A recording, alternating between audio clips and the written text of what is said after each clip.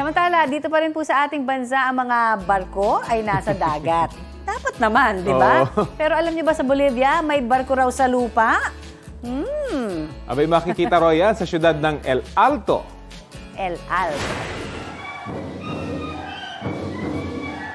Ayan o. O, yan yun. Yan ho ang The Cruiser of the Andes na paanda ng isang gusali. Talaga namang mapapa-amazing ka dahil disenyong barko ito, pati na sa interiors.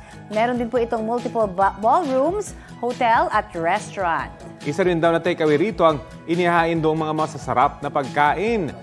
Layon din daw ng pagbubukas nito sa publiko ang pagyamanin ang kultura at sining ng mga taga-Bolivia. Ang galing, di ba? Wow, at ang taas, ha? Oo. Kaya nga, ano daw ang ano niya? De alto. Ibig sabihin, alto is high. High, oo.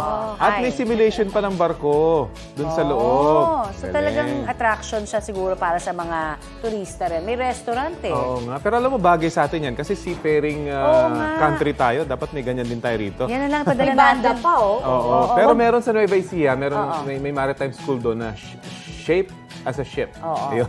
Pwede na rin natin gawin yung sa BRP Sierra Madre na ganyan. Naku, seryosong usapan yan. Pero ang galing yung idea. Ay, sana magkaganyan pa tayo mas marami, diba dito? Bagay na bagay. Balita ko, may tututukan kayo tuwing 11 a.m. sa GTV. Alamin ang mahalagang balita at impormasyong dapat nyong malaman sa Balita Ko tuwing Lunes hanggang Biyernes. Mag-subscribe din sa GMA Integrated News sa YouTube.